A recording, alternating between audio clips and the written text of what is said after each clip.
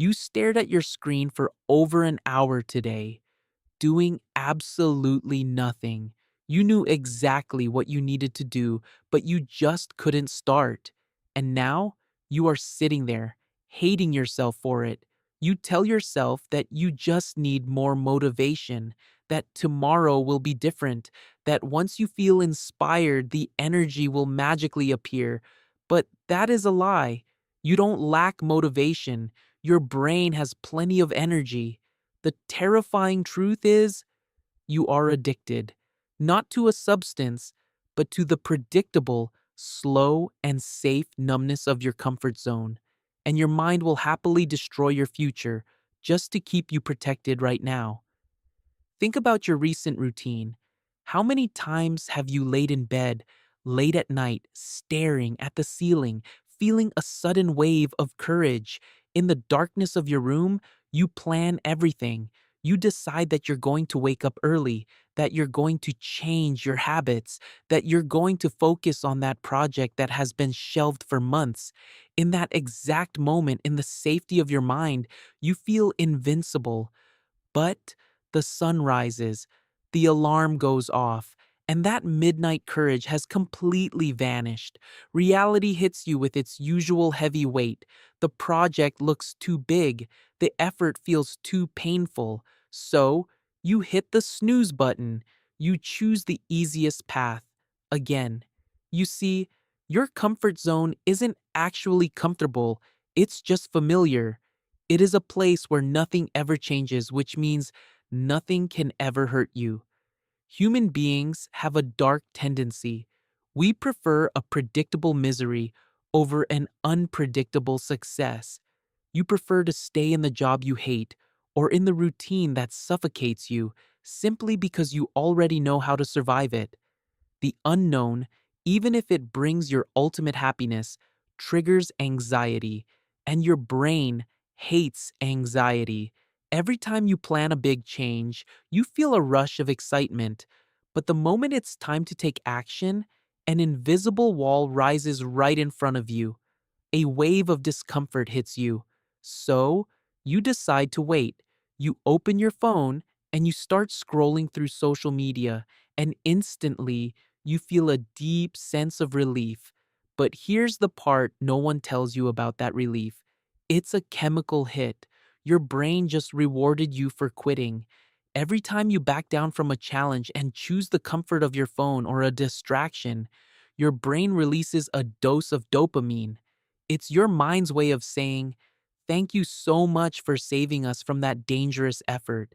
Without realizing it, you have trained your mind to believe that progress is a threat and that stagnation is the only true form of safety. You aren't lazy. You are just terrified of who you might become if you actually tried and failed. If you never try, you get to protect the fantasy that, if you wanted to, you could. Blaming a lack of motivation is the perfect shield. It's comfortable to say you didn't start because you weren't in the mood. It is much more painful to admit that you are paralyzed by the fear of judgment. To understand how dangerous this is, look at the story of a man named Leo. Leo was 30 years old and had a brilliant talent for design. Every day, at his monotonous office job, he would look out the window and picture the agency he wanted to build. He bought the courses, he bought the books, he spent his weekends perfectly organizing files on his computer. If you looked from the outside, it seemed like he was preparing for massive success. But time kept moving. 1 year, 3 years, 5 years. The folders remained beautifully organized and the courses remained half-watched. Leo never published a single piece of work. He never looked for his first client. He told his friends that it just wasn't the right time or that he was running low on energy. The truth? Leo was addicted to preparation because planning gives you the illusion of progress without the terrifying risk of rejection.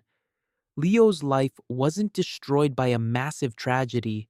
It simply shrank, day after day, in the quiet corners of his comfort zone. And this is where it gets truly dangerous. because the comfort zone behaves exactly like any other chemical addiction. In the beginning, you stay there to feel good. After a while, you only stay there so you won't feel bad. The more time you spend inside it, the higher the wall becomes to get out. Your world begins to shrink. Your tolerance for even the smallest amount of stress disappears. And the worst part, you get used to the numbness. You start to believe that this lukewarm, colorless life is all the world has to offer you. There is a biological explanation for this that comes straight from our ancestors. Thousands of years ago, wasting energy without an immediate reason was a death sentence. If you left the cave without an urgent purpose, you could be eaten or starve. The primitive brain learned to save energy and fear the unknown to keep you alive. The problem is, you don't live in the savannah anymore.